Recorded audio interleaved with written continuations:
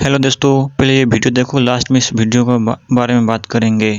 इस कहानी में हर किस्सा या तो मौत से शुरू होता है या मौत पर खत्म होता है। आज हम बात करने वाले हैं एक ऐसी फिल्म की जिसमें 6 अलग अलग कहानियां हैं। हर कहानी में छुपा है अकेलापन, बदला, लालच और कड़वा सच। सुनने में ये कहानियां सादी लग सकती हैं, लेकिन हर एक आपको अंदर तक झकझोर देगी। चलिए शुरू करते हैं। दूर पश्चिम में एक धूप वाली दोपहर है और बस्टर स्क्रग्स अपने घोड़े पर सुनसान जगह से जा रहा है। वो देखने में एक खुश मिजाज गाने वाला चरवाहा लगता है, लेकिन सच तो ये है कि वो इलाके का सबसे खतरनाक आदमी है जिसके ऊपर बड़ा इनाम रखा गया है। रास्ते में उसे एक शराब की दुकान मिलती है जहां वो पीने के लिए रुकता है, लेकिन बारटेंडर उसे व्हिस्की देने से मना कर देता है क्योंकि वो एक बंद किया हुआ ड्रिंक है और इसलिए सिर्फ बुरे लोगों को ही मिलेगी। बस्टर ये समझाने की कोशिश करता है कि उसे उसके साफ सुथरे चेहरे और हंसमुख स्वभाव से नहीं आंकना चाहिए क्योंकि वो भी एक बुरा आदमी है, लेकिन कोई उसकी बात नहीं मानता और एक चरवाहा तो उसे लात मारकर बाहर निकालने के लिए लड़ने को भी तैयार हो जाता है। ये चरवाहा जल्दी ही समझ जाता है कि उसने किसे कम आंका क्योंकि बस्टर बहुत तेज है और 1 सेकंड में अपनी बंदूक निकालकर शराब की दुकान में हर एक आदमी को गोली मार देता है। इसके बाद बस्टर थोड़ी दूर और जाता है जब तक कि वो फ्रेंचमैन गुल्च नाम के एक ऐसे शहर में नहीं पहुंच जाता जहां वो पहले कभी नहीं गया था। उसका पहला पड़ाव वहां का सैलून है जहां उसे हथियार रखने की मनाही के चलते अपने सारे हथियार दरवाजे पर छोड़ने पड़ते हैं। फिर वो पास के एक टेबल पर पोकर के खेल में शामिल हो जाता है इस शर्त पर कि वो उस खिलाड़ी के पत्ते लेगा जो अभी अभी गया है। बदकिस्मती से जब बस्टर पत्ते देखता है तो उसे पता चलता है कि आखिरी खिलाड़ी इसलिए चला गया क्योंकि उसके पास डेड मैन्स हैंड था और वो उसे खेलने से मना कर देता है, जिससे दूसरे खिलाड़ी खासकर डरावना जो गुस्सा हो जाते हैं। खुद को नियमों से ऊपर समझते हुए जो बस्टर को डराने के लिए अपनी छिपी हुई बंदूक निकाल लेता है, लेकिन वो जल्दी से टेबल पर एक डीली तख्ती को लात मारकर बंदूक को मारकर उसके मालिक की तरफ घुमाकर अपना बचाव करता है, जिससे जो तुरंत मर जाता है। इस घटना से सैलून में बहुत तनाव हो जाता है, इसलिए बस्टर जो के बारे में उसी वक्त एक गाना बनाकर गाने लगता है, जिससे सभी लोग साथ में गाने और नाचने लगते हैं। उनकी ये खुशी अचानक जो के भाई से रुक जाती है, जिसे पता चल गया है कि क्या हुआ था और वो बदला लेने के लिए बस्टर को लड़ने की चुनौती देता है। एक बार फिर बस्टर साबित करता है कि वो इलाके का सबसे तेज बंदूक चलाने वाला है और उस आदमी की हर उंगली को अच्छे से शूट करने के बाद वो आखिर में उसे सिर्फ दिखाने के लिए शीशे में देखकर मार डालता है। बस्टर हमेशा की तरह खुश और घमंडी महसूस कर रहा होता है जब अचानक एक और गाने वाला चरवाहा शहर में आता है। ये एक बच्चा है जो बस्टर को लड़ने के लिए चुनौती देता है। ये मुकाबला पिछले वाले से भी तेज होता है, लेकिन इस बार बस्टर मर जाता है क्योंकि आखिरकार उसे कोई ऐसा मिल गया है जो उससे तेज है। जैसे ही उसकी जान निकलती है, बस्टर मानता है कि उसे ये पहले ही समझ लेना चाहिए था क्योंकि आप हमेशा सबसे ऊपर नहीं रह सकते, और वो बच्चे के गाने में भी साथ गाता है। इस बीच न्यू मैक्सिको में एक जवान चरवाहा एक सुनसान बैंक ढूंढता है और उसे लूटने की कोशिश करता है। बैंक का क्लर्क मदद करने का नाटक करता है और पैसे लेने के लिए झुकता है, लेकिन असल में वो भागने से पहले ध्यान भटकाने के लिए अपने छिपे हुए हथियार चलाने की तैयारी कर रहा होता है। चरवाहा गोलियों से बच जाता है और बिना देर किए कैश बॉक्स से पैसे निकाल लेता है, लेकिन जैसे ही वो बाहर भागता है, क्लर्क उस पर गोली चला देता है और उसे एक कुएं के पीछे छिपने पर मजबूर कर देता है। चरवाहा वापस गोली चलाने की कोशिश करता है, लेकिन उसके सारे प्रयास बेकार जाते हैं। बैंकर ने अपने शरीर को बर्तनों और पैनों से ढक लिया है जो सभी गोलियों को मोड़ देते हैं। इस फालतू सुरक्षा की वजह से क्लर्क इतना करीब आने में कामयाब हो जाता है कि चरवाहे को बेहोश कर देता है। जब चरवाहा कुछ घंटों बाद उठता है तो वो खुद को एक पेड़ से बंधा हुआ पाता है और उसके हाथ उसके घोड़े की काठी से बंधे होते हैं। पता चलता है कि एक दल ने उसे पहले ही दोषी मान लिया है और मौत की सजा सुना दी है, इसलिए ये चरवाहे के आखिरी शब्द कहने का मौका है। हालांकि चरवाहा कुछ कह पाता उससे पहले ही उन पर कोमांचे योद्धाओं के एक झुंड ने हमला कर दिया जो जल्दी से पूरे दल को मार डालते हैं, लेकिन चरवाहे को उसके घोड़े पर छोड़ देते हैं, ये सोचकर कि उसे धीरे धीरे तकलीफ देना मजेदार होगा। चरवाहा कुछ घंटे अपने घोड़े पर बिताता है और जानवर को ज्यादा दूर जाने और अपनी मौत को बुलाने से रोकने की पूरी कोशिश करता है। आखिरकार चरवाहे की किस्मत खुलती है और उसे एक पशुपालक मिल जाता है जो रस्सी काटकर उसे आजाद कर देता है और उसे सुरक्षा के लिए अपने साथ ले जाने की इजाजत देता है। 1 घंटा भी नहीं बीतता कि चरवाहे को पता चलता है कि वो उतना भाग्यशाली नहीं है जितना उसने सोचा था। पशुपालक असल में एक चोर है और जब एक और दल उन्हें ढूंढ लेता है तो वो भाग जाता है, जबकि चरवाहा फिर से पकड़ा जाता है। कुछ देर बाद चरवाहे को शहर ले जाया जाता है जहाँ उसे जज द्वारा दोषी दोषी ठहराया जाता है और फांसी पर लटका दिया जाता है। अंत का इंतजार करते हुए वो भीड़ में एक जवान औरत को देखने पर ध्यान लगाता है ताकि मरने से पहले वो आखिरी खूबसूरत नजारा देख सके।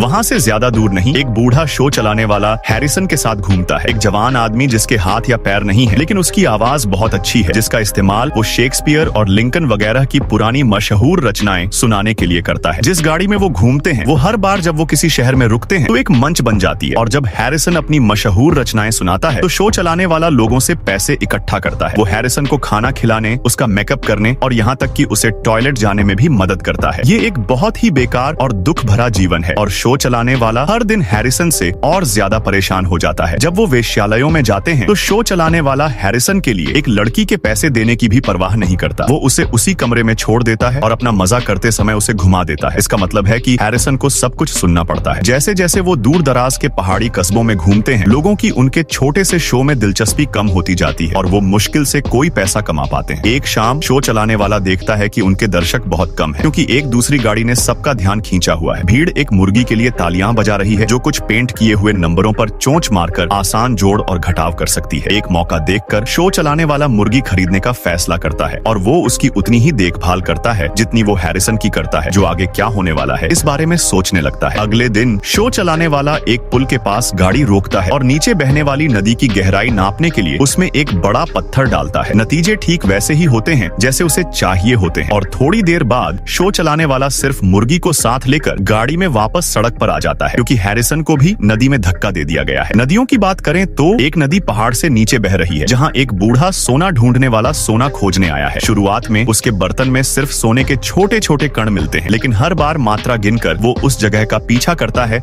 जहाँ उसे सोना मिलना चाहिए। वो आदमी नदी के किनारे डेरा भी डालता है और मछली पकड़कर और पक्षियों के घोंसलों से अंडे चुराकर जिंदा रहता है। कई दिनों तक छोटे छोटे गड्ढे खोदने के बाद वो सोने के स्रोत का पता लगाने में कामयाब हो जाता है और गहराई से खुदाई शुरू कर देता है। उसकी गिनती एकदम सही निकलती है और आखिरकार उसे सोने की एक बड़ी खान मिलती है जो उसे अमीर बना देगी। लेकिन बदकिस्मती से जश्न मनाने का वक्त नहीं होता। एक जवान आदमी जो उसका पीछा कर रहा होता है करीब आता है और उसे गोली मार देता है। खुशी में एक सिगरेट बनाने के बाद जवान आदमी लाश को हटाने के लिए गड्ढे में कूदता है लेकिन बूढ़े आदमी द्वारा उस पर हमला कर दिया जाता है जो सिर्फ मरने का नाटक कर रहा था। बूढ़ा आदमी अपनी बंदूक के लिए उस लड़के से हाथापाई करता है और उसे मार डालता है। फिर वो उसके शरीर की जांच करता है और पक्का करता है कि गोली सीधी लगी थी, वो उसकी पीठ से निकली और किसी जरूरी जगह पर नहीं लगी। घाव पर पट्टी बांधने के बाद बूढ़ा आदमी सोने की खुदाई पूरी करता है, जवान आदमी को गड्ढे में दफनाता है और अपनी नई दौलत के साथ एक घोड़े पर सवार होकर घाटी छोड़ देता है। इस बीच भाई बहन एलिस और गिलबर्ट एक वैगन ट्रेन में शामिल हो गए हैं जो ऑरेगन ट्रेल पार कर रही है। गिलबर्ट बिल्कुल अच्छा बिजनेसमैन नहीं है लेकिन वो दावा करता है कि उसने एक नए बिजनेस पार्टनर से बात की है जो ऑरेगन पहुंचने पर उसकी बहन से शादी करने को तैयार है। उनके साथ गिलबर्ट का कुत्ता प्रेसिडेंट पियर्स भी घूम रहा है जिसे बाकी यात्रियों द्वारा उसकी लगातार भौंकने की वजह से बहुत परेशान करने वाला माना जाता है। यात्रा शुरू होने के कुछ ही देर बाद गिलबर्ट को जोरदार खांसी आती है और हैजा से उसकी मौत हो जाती है। वैगन ट्रेन के लीडर बिली और आर्थर एलिस को उसे दफनाने में मदद करते हैं, उससे ये पूछने के बाद कि क्या वो उनके साथ आगे जाना चाहती है या घर वापस जाएगी। ये महसूस करते हुए कि उसके पास वापस जाने के लिए कुछ नहीं है, एलिस ऑरेगन में अपनी किस्मत आजमाने के लिए उनके साथ रहने को मान जाती है। अगले दिन एलिस को और बुरी खबर मिलती है। गिलबर्ट ने जिस लड़के को उनका वैगन चलाने के लिए रखा था वो दावा करता है कि उसे $400 देने का वादा किया गया था और वो आधी रकम रास्ते के आधे पड़ाव पर पहुंचने पर मिलने की उम्मीद करता है। एलिस के पास पैसे नहीं है और अगर उसके भाई के पास कोई पैसा था भी तो वो उसके कोट में रह गया था जो अब उसके साथ दफन है। अब वापस जाने के लिए बहुत दूर है, इसलिए एलिस आर्थर और बिली से सलाह मांगती है और आदमी बताते हैं कि ये मजदूरी बहुत ज्यादा है, जरूर आम से ज्यादा है। एलिस सोचती है कि ये गिलबर्ट की गलती है क्योंकि वो एक बुरा बिजनेसमैन था, लेकिन बिली सोचता है कि लड़का झूठ बोल रहा होगा, इसलिए वो उसे सलाह देता है कि अभी उसे इग्नोर करे और जब वो आधे रास्ते पर पहुंचेंगे तो वो उसे सच कबूल करवाने के लिए डराने की कोशिश करेगा। क्योंकि प्रेसिडेंट पियर्स के बारे में लगातार शिकायतें आ रही हैं और एलिस उसकी जिम्मेदारी नहीं लेना चाहती क्योंकि वो उसका नहीं है। गिलबर्ट भी उसे कुत्ते से छुटकारा दिलाने में मदद करता है, उसे घाटी के बीच में ले जाकर और आसमान में गोली चलाकर उसे डरा देता है। यात्रा बिना किसी परेशानी के जारी रहती है और एलिस और बिली को एक साथ कुछ वक्त बिताने का मौका मिलता है जिससे उन्हें पता चलता है कि वो कई बातों पर एक जैसा सोचते हैं। जब किराए पर रखा गया लड़का अपने पैसे की पक्की खबर मांगता है तो बिली उससे बात करने की कोशिश करता है और नाकाम रहता है, इसलिए वो एलिस को एक दूसरा तरीका बताता है। चूंकि वो कुछ वक्त से वैगन ट्रेन से रिटायर होने के बारे में सोच रहा है, इसलिए वो एलिस से शादी करने के लिए कहता है ताकि वो गिलबर्ट को मरा हुआ मान सके और और एक अच्छा परिवार बना सके। एलिस ये सुनकर काफी हैरान होती है, लेकिन उसे बिली भी अच्छा लगने लगा है और वो उसका प्रस्ताव मान लेती है। कुछ दिन बाद आर्थर इलाके में मिले नए पैरों के निशान के बारे में परेशान होता है और अपने यात्रियों की जांच करता है तो पता चलता है कि एलिस गायब है। पता चलता है कि उसने पास में प्रेसिडेंट पियर्स की आवाज सुनी और उसे कुछ प्रेरी कुत्तों पर भौंकते हुए देखने चली गई, जिससे वो वैगन ट्रेन से ज्यादा दूर निकल गई जितना उसे अंदाजा था। आर्थर उसे ढूंढता है और उसे जितनी जल्दी हो सके वापस लाने की कोशिश करता है, लेकिन दुख की बात है कि वो काफी तेज नहीं होते हैं और उन पर कुछ देसी लोगों के एक दल द्वारा हमला कर दिया जाता है। चूंकि उसके पास 2 हथियार हैं, आर्थर एक का इस्तेमाल अपना बचाव करने के लिए करता है और दूसरा एलिस को देता है, उसे ये कहते हुए कि अगर वो मारा जाता है तो वो खुद को खत्म कर ले, क्योंकि देसी लोगों द्वारा पकड़े जाने से मौत बेहतर है, जो उसे बहुत दर्दनाक सजा देंगे। आर्थर असल में काफी अच्छा बंदूक चलाने वाला है और सटीक गोलियों से देसी लोगों को डराने में कामयाब हो जाता है, लेकिन जब वो सोचता है कि सब कुछ खत्म हो गया है तो एक योद्धा उसे अचानक पकड़ लेता है और एक तेज वार से उसे गिरा देता है। बेहोश होने का नाटक करते हुए आर्थर देसी आदमी के करीब आने का इंतजार करता है और उसे गोली मार देता है। फिर एलिस के पास लौटता है तो उसे सबसे बुरी खबर मिलती है। उसने भी सोचा था कि वो मर गया है और उसने पिस्तौल का इस्तेमाल ठीक वैसे ही किया जैसे उसने उसे बताया था। अपना कोट उस पर डालकर आर्थर प्रेसिडेंट पियर्स के साथ वैगन ट्रेन की ओर वापस जाने लगता है, ये सोचते हुए कि वो बिली को क्या बताएगा। एक अलग सड़क पर 5 लोग एक स्टेज कोच में फोर्ट मॉर्गन जा रहे हैं। ज्यादातर सवारी के दौरान गाने के बाद, जिससे सवार सभी लोग परेशान हो जाते हैं। थिगपेन बताता है कि वो और उसका साथी क्लेरेंस अक्सर इस रास्ते पर सामान ले जाते हुए घूमते हैं, कोच की छत पर किसी चीज का जिक्र करते हुए, लेकिन ये बताए बिना कि वो क्या है। अब जब थिगपेन ने आखिरकार गाना बंद कर दिया है तो यात्रियों के बीच बातचीत शुरू हो जाती है, जिससे फर ट्रैपर अपनी हंक पापा औरत के साथ अपने पुराने रिश्ते के बारे में बात करता है, जो तब भी अच्छा चला जब वो एक दूसरे की भाषा नहीं बोल सकते थे, क्योंकि वो सोचता है कि सभी लोग अपनी बुनियादी जरूरतों में एक जैसे होते हैं। लेडी बैटजेमैन, एक पक्की ईसाई, इस विचार से नाराज है और सभी को याद दिलाती है कि सिर्फ 2 तरह के लोग होते हैं, अच्छे और बुरे। इससे इंसानी स्वभाव के बारे में एक बहस छिड़ जाती है, जिसमें फ्रांसीसी रेने भी शामिल हो जाता है, लेकिन थिगपेन और क्लेरेंस सिर्फ कभी कभार कुछ कहते हैं, मजे से देखना पसंद करते हैं। जब रेने सवाल करता है कि क्या लेडी बैटजेमैन अपने पति के प्रति वफादार रही है जबकि वो 2 साल से अलग रह रही हैं, तो लेडी बैटजेमैन इतनी गुस्सा हो जाती है कि उन्हें द्वारा पड़ जाता है। खिड़की से अपना सिर बाहर निकालकर रेने कोच को रोकने के लिए कहने की कोशिश करता है, लेकिन कोई फायदा नहीं होता, जिससे थिगपेन को ये समझाना पड़ता है कि कंपनी का नियम है कि कोच किसी भी वजह से नहीं रुकेगा। लेडी बैटजेमैन को शांत करने के लिए क्लेरेंस एक दुख भरा लोकगीत गाने का फैसला करता है, जो औरत की सफलता पूर्वक मदद करता है, लेकिन थिगपेन को रुला भी देता है। इन रहस्यमय आदमियों के बारे में जानने की इच्छा रखते हुए ट्रैपर उनसे पूछता है कि उनका असली काम क्या है, और थिगपेन बताता है कि वो इनाम के शिकारी हैं। उनकी टीम वर्क कमाल की है। थिगपेन कहानियों से अपने शिकार का ध्यान भटकाता है, जबकि क्लेरेंस जल्दी से उन्हें मार देता है। थिगपेन ये भी मानता है कि उसे उन्हें मरते हुए देखना अच्छा लगता है, क्योंकि उनके शिकार के चेहरे के भाव में कुछ खूबसूरत होता है। ये सुनकर जाहिर तौर पर बाकी 3 यात्री डर जाते हैं, जो अब इस बात से डर रहे हैं कि उनकी मंजिल पर उनका क्या इंतजार कर रहा है। एक बार जब कोच फोर्ट मॉर्गन पहुंच जाता है तो थिगपेन और क्लेरेंस अपना सामान, जो कि एक लाश निकलती है, पकड़ लेते हैं और उस होटल में घुस जाते हैं जहां सभी ठहरे हुए हैं। रेने,